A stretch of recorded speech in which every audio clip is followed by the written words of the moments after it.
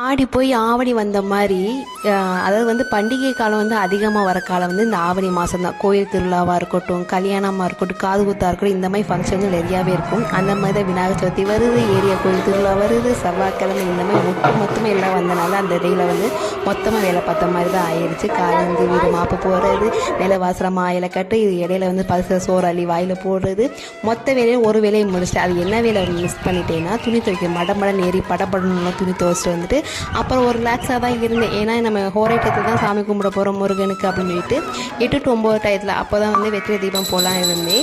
நெய்வேத்தியம் பால் மட்டும் வச்சு தீபம் எல்லா இடத்துலையும் காமிச்சு சாமி கும்பிட்டு முடிச்சுட்டு என்னதான் நம்ம இஷ்ட தெய்வம் வழிபட்டாலும் குலதெய்வத்தை அருளோடு இருக்குன்னு சொல்லிட்டு 11 ரூபா காணிக்க வச்சுட்டு போய் இஷ்ட தெய்வத்தில் போய் காப்பு கட்டிட்டு வந்துட்டேன். ஏன்னா நான் உருண்டு கொடுக்கதான் வேண்டிட்டு அதுக்காக காப்பு கட்டிட்டு வந்தாச்சு. நல்லா சாமி கும்பிட்டுட்டு அதுக்கப்புறம் போய் கும்மி கொட்ட போயாச்சு. ரொம்ப ஜாலியாக இருந்துச்சு. நெக்ஸ்ட் ஒரு வீடியோ பார்க்கலாம். இந்த வீடியோ பிடிச்சா சின்ன லைக் கொடுங்க. பாய்.